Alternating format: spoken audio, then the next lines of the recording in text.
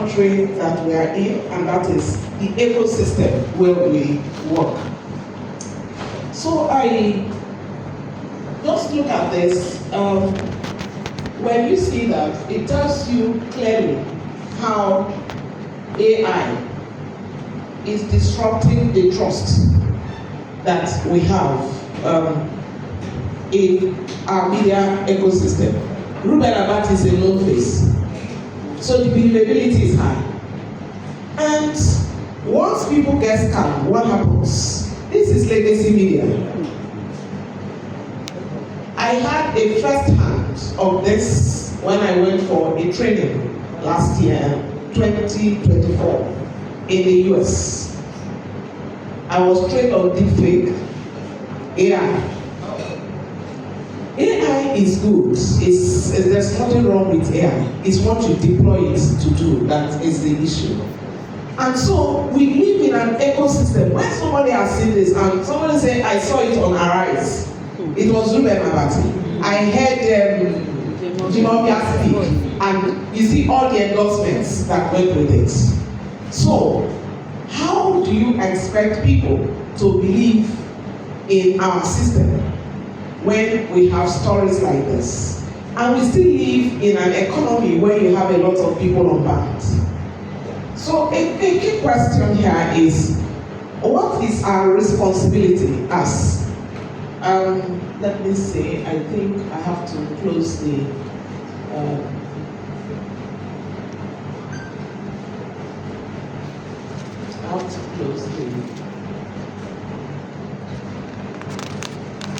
it's still showing the,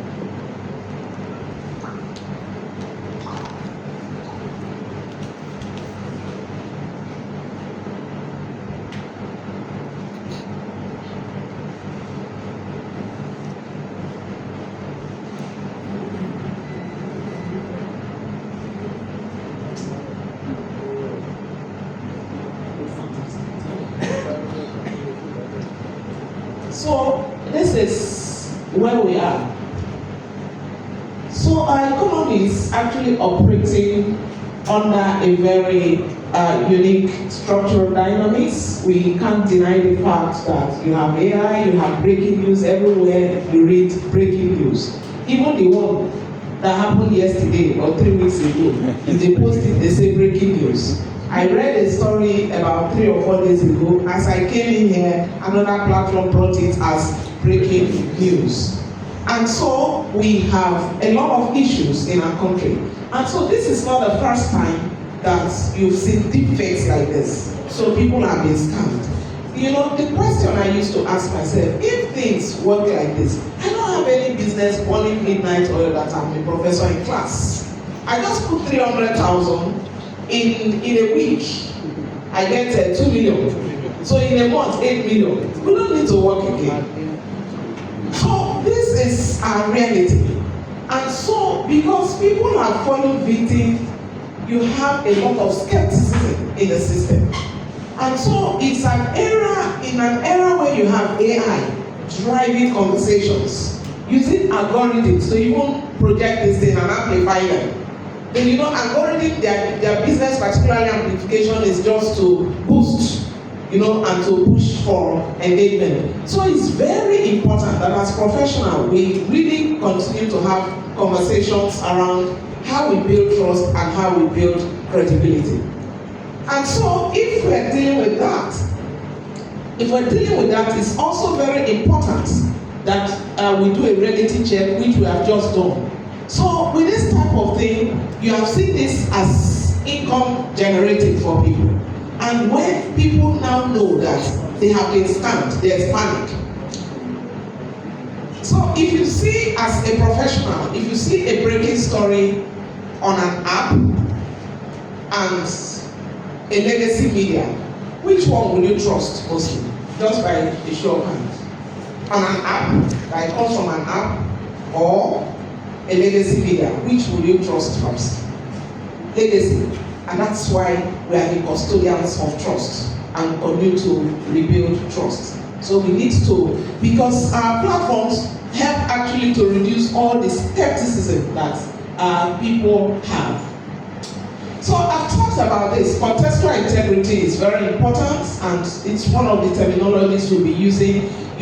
How do we interpret without manipulation? Even when you do interpretative reporting, you don't need to manipulate. Data corroboration is a concept that we're going to use because we're looking at how to rebuild trust. So if I get a story about maybe insolvency, it's a panic story of a bank, and so a lot of people will go and withdraw. The first thing, if I'm writing as a journalist, I have to check on a lot of things. What does CBN portal say? Who is the contact in CBN that I can get to corroborate if this is true or false? So data corroboration will be using such terminologies. And so, but before we talk about rebuilding trust, it's very important to look at the trust deficits that exist. And a lot of issues actually lead to trust deficits. Institutional opacity. There are times people don't give information. You go to organizations, they don't give any information. So people peddle what they have. So when you have institutional opacity and information overload, it will give to a lot of hyper-skepticism. You have to be very, very skeptical about it. So we have information overload now because it's the era of AI and new media. A lot of people are pumping the same thing. Like he said, somebody will put it on a particular WhatsApp group, another one takes it, and on it goes. Recently, I have a doctoral student who is also a lecturer in another university. When she came, I think last year, I have a loan account in a bank and other projects that I do, the project grants. And so she came to me at school one day, a lecturer in a federal university. She's now a doctoral student with me. I'm supervising her thesis. And she said, "Man, go and remove your money." I said, what is the issue? He said, "Haven't I seen it on the social media? I think it was last year or something." I said, I said, "It is not possible. Don't you know what is called, what do you call it, capital base? The requirements, every bank must have that. Am I correct?" Yes. I said, "It is not possible." She said, "Man, the news is all over that she has gone to withdraw her money." I said, "When I withdraw that type of money, where am I going to give it? And who will give me that type of money?" I said, "It's not possible." But the thing went so viral that the believability was extremely high. Now, what happened? Why did it go that way? It's because of institutional opacity. The bank never came out to say anything. Because neither did they get their team like this, to bombard the ecosystem to say this is not true. So that deepfake went into people, and the panic was really huge. So these things, they create trust deficit because we don't know whether it's true. She kept coming to beg me, "I'm telling you this, I'm going to remove my own." A lecturer. I told her that it's not possible. Now you see this thing you are talking about, I was trained by the US. I went in 2024. I spent 6 weeks. With my photo, they did Abuja, they brought Abuja into US, into Arizona. So it's just virtual reality, you make believe.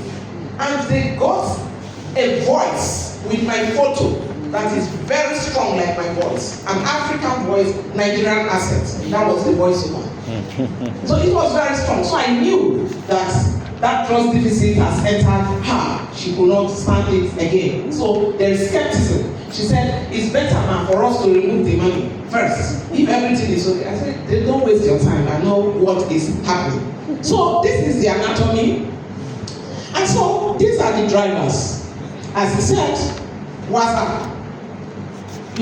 This one takes it forwards. There is no gatekeeping. There is no gatekeeping at all. And because there is no gatekeeping, it goes viral. They keep sending to people, and it goes like that. The click-driven model of raising funds, economy, of business model. People who want, how many people that will read and engage with them? The click helps them to make a lot more money. and institutional silence, that's the opacity. All these things drive the trust deficit that we have. So now, why are we dealing with media people to have a conversation around this? You know, financial institutions, they rely on us here, you know, to explain complex issues. You know, to also, when you have a panic setting or a crisis, you know, these are the people, once they give the holy statements, you know, you are the people to help us amplify it, because we trust. I did just an exercise here, and people say, I will trust the legacy media. Same here. If you tell me certain things, I say on which platform, which media organization, until I get it from those organizations. So that's a rupture. And the kind of policies that we have, we need us to support the brand, to give out credible information. The next thing is that media people, actually their credibility leads to, once they have low credibility, there is that rising panic and financial instability. You saw what we saw, that's deep fake, but they use a credible media organization and their face. Let me tell you, they will collect your logo and everything and voice it and put it, so it looks very real. You also have the opacity of the financial institutions. You know, these things, they lead to speculations. You know, somebody told me at one training, I think I did it for CIPM, that why is it that any little thing, it goes viral, that people, they should go and remove their money because things are wrong? I said, because you organizations, you don't tell us the reality. So if you are going to have a downtime, say so. If there are issues that we cannot get money from our ATM, what do you call the platform that resonates, that ensures the ATM works? When you have ATM machine, there's a body that connects all the ATM. No, it's not ADIC. Names. There's the people in charge of the technology for the district working with CBN. There's another business. So you know why? When it happens, it gives downtime. It gives downtime, and so people are not able to access their money. And they say that the bank has liquidated. You know that. So people can access their cash, and so the issue is because you are having downtime, or you are doing maintenance of your facilities. So it's important to push out this information, because if you don't push out the information, you know, it turns everything topsy-turvy. So credibility collapses both ways, because if the bank is silent, the media organizations are silent, what happens? You know, panic sets in, and that's what we want to avoid. And so, for us to be able to deal with a few of these issues, we need some ethical guardrails, and it's derived from what we may refer to as the Paris Charter. It's actually done by Reporters Without Borders. There are about 10 of them. I would share a more detailed points with the team. The first one that we should recognize is that journalism must have ethical guidelines. And journalists and technology, you can't run away from the use of tech. So the human oversight is very mandatory. So you don't just pull out something how it was given to you raw, or you use AI to do it and you push it out. There will be issues with it. I use AI. We'll get to the paradox of AI. AI is good and bad, but you need to strike an equilibrium when you're using it. And so the human agency will help you a lot, because when you have the human agency, it's mandatory that everything that comes out, you do a detailed check on them. And it's not just about fact checking. It also has to do with tracing the history of that piece that information where it came from. Transparency is another thing. The disclosure, audience needs to know. You see, at the beginning of this line, I say AI design. I don't have the capacity to design this PowerPoint that will look so elegant. If I do it, I'm likely to have a word point. You know, it will be very wordy, but the AI has picked what it is. So AI assisted, that's what I put at. So that transparency is very important. Accountability is also a way to go in dealing with that. So you must remain accountable for content generated or assisted by AI. So you are professionals. You can't come out to say, I got it from AI. AI generated it for me. That's why we are different from the information traffickers. So if we are telling the bank story, we are telling stories around the economy, it's very, very important that we come out clean and you must be accountable. For me, like I always tell my students, make sure the human agency is there. I said, if you do a proper research, I will know. If it's done by AI, I will know. Just one sentence, I will know. Even the punctuation will tell me. And if on your references, so if you are an editor or a very senior person, you must have techniques for knowing what came out from AI. So when I read those stories, sometimes I know that these things are AI generated. And therefore, we need to guard against some of that. So in terms of transparency, because when you are dealing with transparency, you also have to match it with what we may refer to as reputation management. Because through journalism, writing a story, it's not public relations. And therefore, you must strike a balance. I did put here that when you have regulation, you must have storytelling must be very objective because you are reporting adjustments. I received a message recently that if I have to renew the insurance of my car, for instance, I have to provide the KYC. It's very strong now, like you do in a bank. And they didn't just do that. They sent it to me for me to believe with the regulatory directive. And so it's something I can't. So I've also, as an individual, got to check to know that this is real. So that is very important. And so why do we do that? It's just to avoid, objectives implying failure.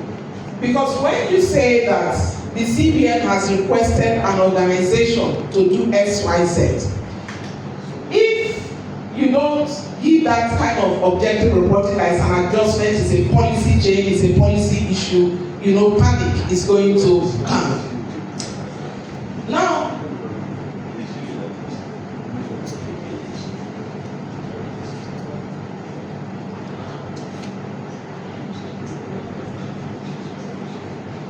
so we're looking at the reputation metrics.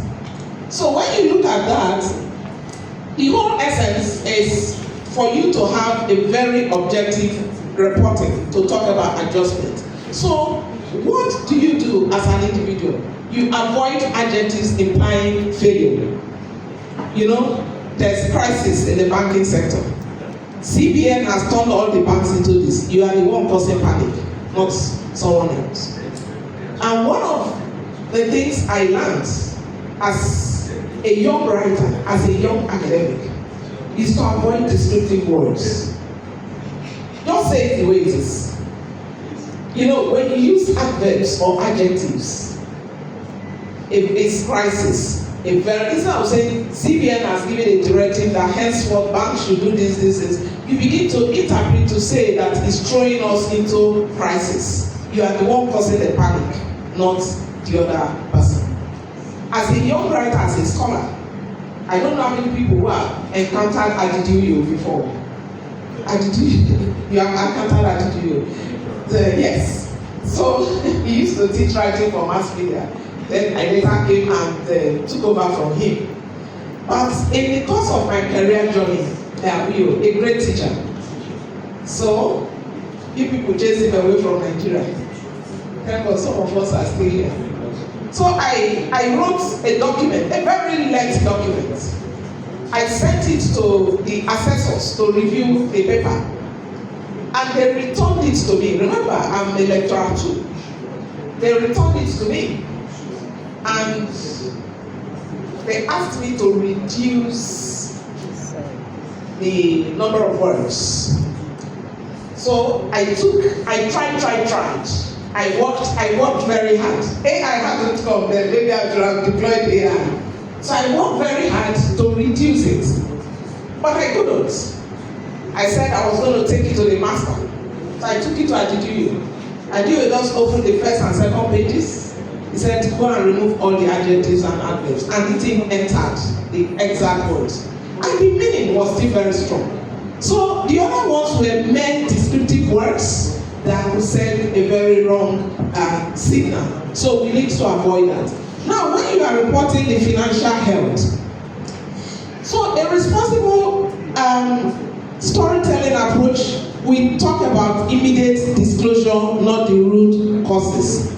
So we should not make projection. As a corporate communication person, your guardrail, you focus on the data. What they are actually telling you in terms of the financial health. So you rely on audited, verified facts. I have a student right now. He's looking at CSR and banks.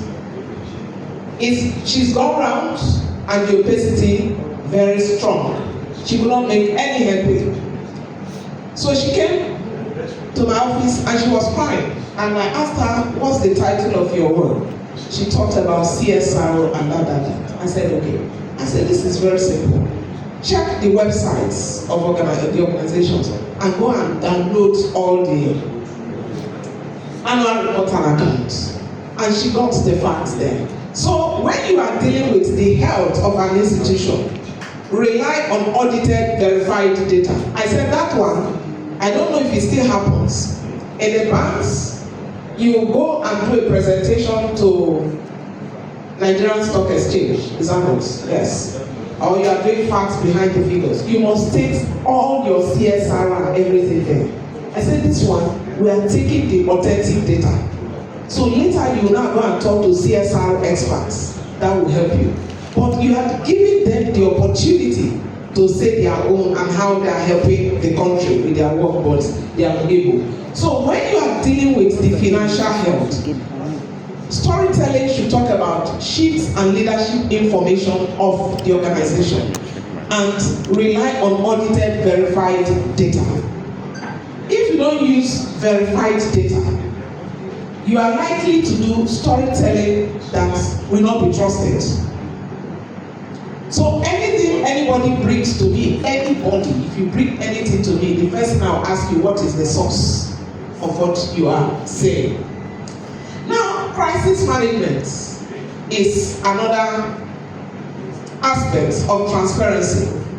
Immediate disclosure of root causes. That's the storytelling approach. What happened? So if you don't tell us what happened, we are going to imagine things. And like he said, the information traffickers are the first to take it and now blow it up. And they won't just blow it up, they frame the narrative in a way that could be very, very negative.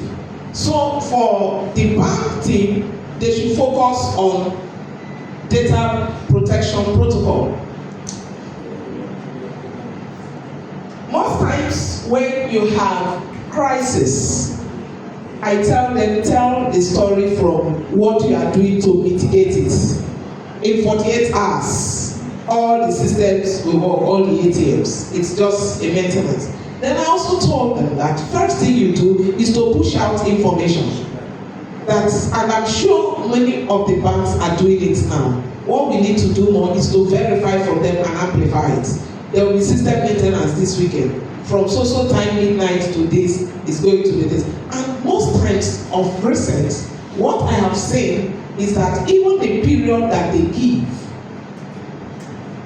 the systems start working before, yes. And so that is trust. That's trust building. That's why you don't promise what you cannot deliver. And if for any reason you have promised and you are not able to deliver on time, it's important to say that it's taking a little longer than necessary, and in short time we will come. And so I did talk about the AI paradox. AI is a paradox. It's a paradox because it has the good and the bad. But AI is very good. I used to tell them, you see, the experts here, when you do stories, AI assisted, and you give a non-expert, your work is going to come out superior. I'm experiencing it as an academic. Let me tell you, if not for the invention of AI, somebody like me, I would have collapsed. Yes, because of the volume of work that you have to do. It's a reality. It's our reality. Though there are arguments that that thing has become a form of neo-colonialism because you have to pay, you have to subscribe, and what have you. But it's the way to go. If not, you cannot manage your health, stress, and everything. You know, these things keep coming here and there. So it has a paradox. AI has a paradox. But AI can never replace human beings. AI can never replace human beings. I tell them that a skilled worker, as a skilled worker, when you give me AI and give a non-skilled worker AI, put our outputs side by side, you will know. Because I know the questions to ask, I know the place to query. If I'm doing a story on the bank, I will find out what CBN says about this, using CBN position, Polaris bank, this, you know, financial, whatever. I know all the things to put. And the result that will come out will be different from anybody who just throws the thing, the information trafficker, who throws it into AI and asks AI to generate a story. So there's a paradox of AI. Number one, you have the threat of misinformation. You know, you see, AI is good, but you can have misinformation. So if you don't know the right sources to tell AI to go to, it's whatever that is available, whether it is done by an expert, a professional, or is done by those people who are promoting deepfake, is what is going to bring out for you. If I'm doing anything now on the banks, I will ask something from Nigerian Stock Exchange, from a particular bank, from CBN. That will help me to get a ground testing. Then if I know authorities who are scholars that have published and I know the title of their work, I'm going to drop it in there. If I'm writing for development today, or I'm writing on SDG, on any issue, if it's on population, I'm going to go to UNFPA policy brief. I will say using UNFPA policy brief, because UNFPA is the body responsible for population. If it's on health, I'm going to query WHO, either their policy brief, statement of the Director General, and what have you. So you see why it has a threat for misinformation and also for verification. And when I get that information out, I wouldn't just leave it. I'm going back to WHO site or UNFPA site to double check. So verification is also very important. So in terms of dealing with the paradox, you have the equilibrium. And so when you have equilibrium, you use it for data analysis. You can also fact check easily with AI, and you also help you to track the trend and protect yourself against algorithm bias. AI is a strong tool that can help us to tell our stories responsibly, because we can use them to do the following: to do data analysis, to do verification, and also to fact check what is happening. And so that will help us to work against algorithm bias. Now, I want us to do a little exercise. But before we get on that exercise, I want us to take a look back at when we started doing journalism and we didn't have AI. We're also able to practice journalism, isn't it? And we are all skilled. Now that we have AI, it should enhance effectiveness and efficiency. I did a report recently for an international NGO in the UK.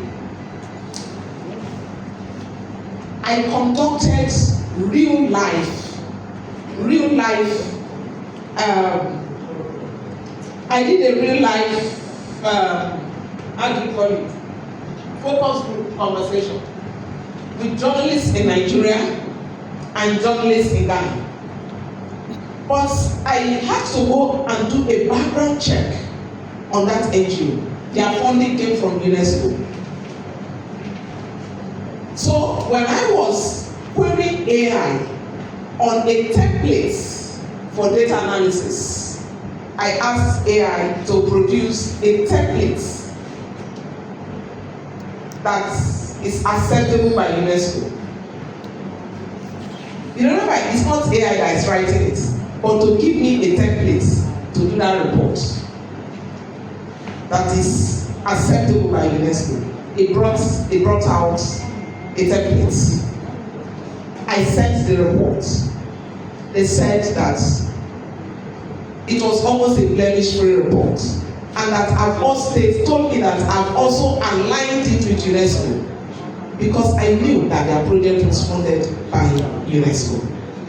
So it's the same thing if you write for the financial sector in Nigeria. You know the regulator is what? CBN. So everything you want to check must align with CBN. They are publicly quoted, it must align with Nigerian Stock Exchange. So let's do a little exercise on this. So I'm trying to use that to fix for you AI equilibrium in data analysis. You see, that thing made my life easy. It makes life very easy for me. So it's something that you can't do without. It's something that has come to stay. And let me tell you, if you choose not to use it, others are using it. That's the truth. That's why I tell my students I'm not against the use of AI. In fact, when I went to America for training on technology, they brought a facilitator from Stanford.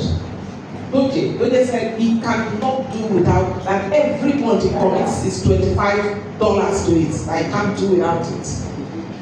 And when I was writing, when I wrote, of course I wrote without AI, and they could not edit it. They published it by blog like that. And one lady from Azerbaijan, she called me, she said, "My professor, your brain is ChatGPT." But you know, I had to spend all night writing until I was fully trained on how to use it ethically. And so each morning, when she wakes up, she will meet me, we're roommates. She said, "My professor friend, you're still here. Please go get your office assistant." So that's the AI. So it's where the whole world is going. So let's look at this. I want us to do a little exercise. In 2023, we had Naira redesign. Let me try to read out what I put there. I said in full that in 2023, the Central Bank of Nigeria introduced a rapid currency redesign policy. So, what happened that time? As he did say, misinformation flourished. There was a lot of misinformation. And you know, the banks did not make life easy for us. When you go, there is queue. Some people stay there the whole day. Some even collapsed and died in the process. So, There was a gap in official policy announcements. Then there were issues with operational availability at bank branches. We had a lot of unverified reports of total banking breakdown, and these things went viral. It didn't just stop at that. Those social media people, you know what they were doing? They would go and take the queue, people on the queue, people who have slept there with their mats and everything, and they put them online. So there was a lot of panic. So, but what should we have done differently as experts? What should we have done differently? And even for those people who were on programs, radio and television programs, they were not helping matters with the kind of analysis they were given. And so, a lot of issues happened. And so, we were not able to strike an equilibrium between regulatory statements and ground level verification. It is true that you go there, you will see people.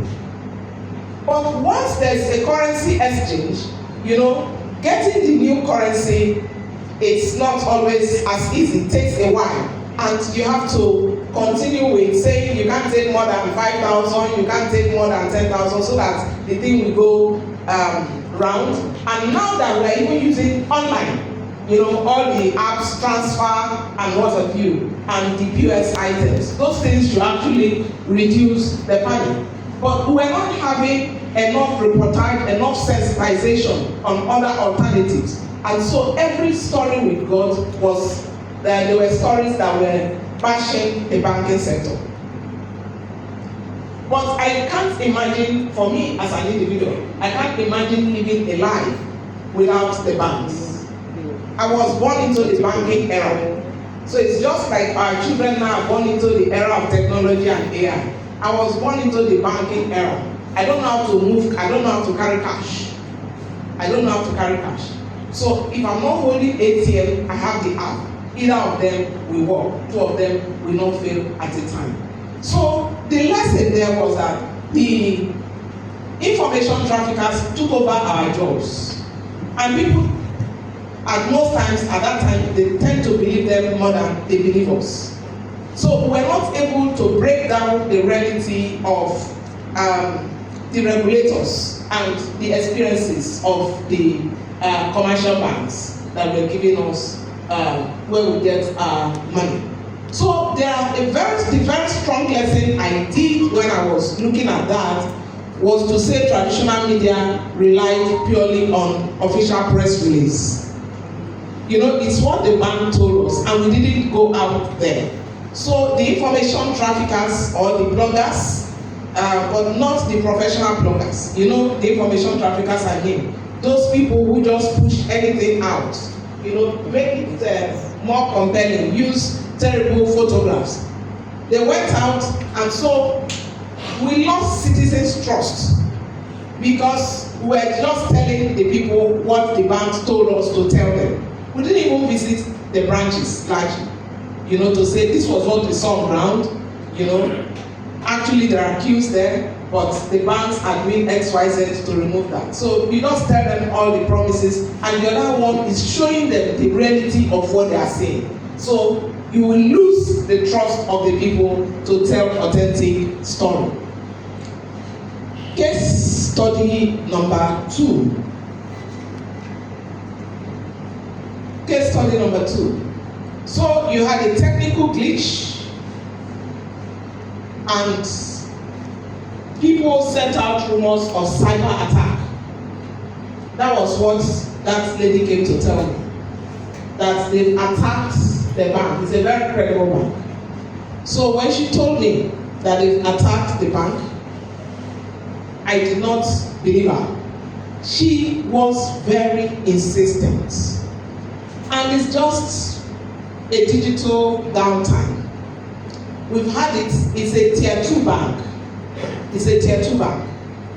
So, when you have a technical glitch and you didn't send out notification, and so she came, she said all the platforms have ceased, that the bank had collapsed. And the story went viral. She told me that she has taken, before leaving home, now that she has entered Unilag, she's going to that branch, she's able to recover some of her money. So, what has happened here? The bank did not deploy what we may refer to as proactive accountability and recovery timelines. So when you don't put out stories like that, the trust deficits will remain. And so it's important that we do that.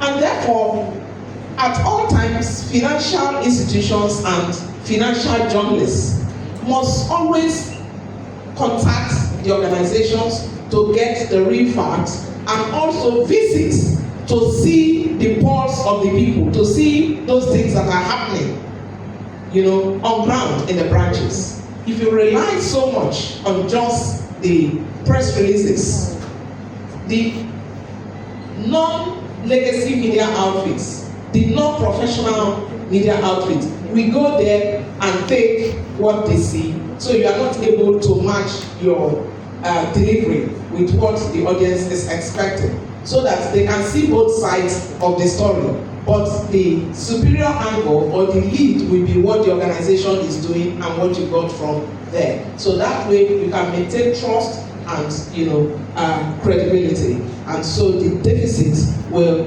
actually reduce. And it's also very important for us to talk about the actual nature.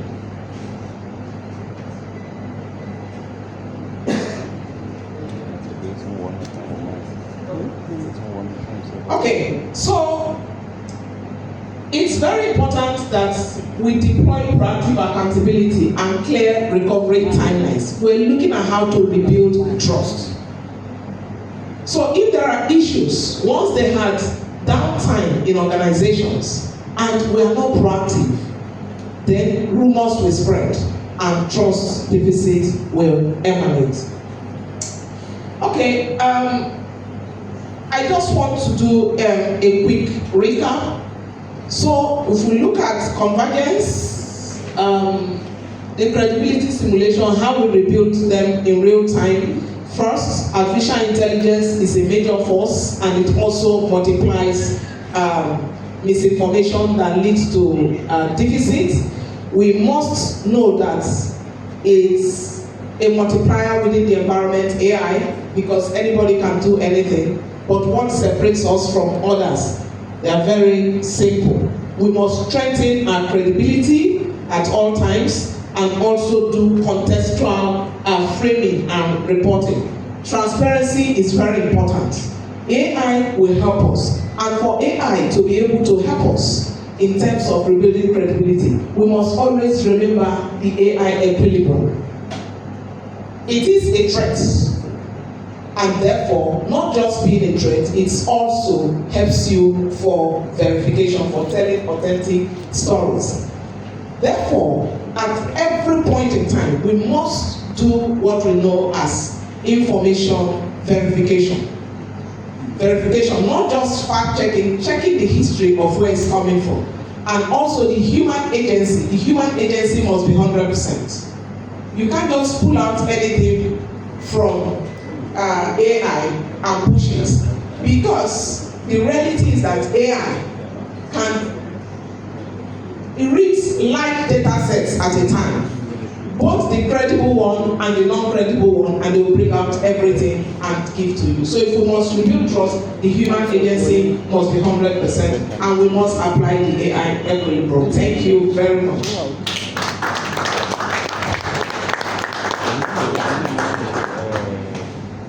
So, comments?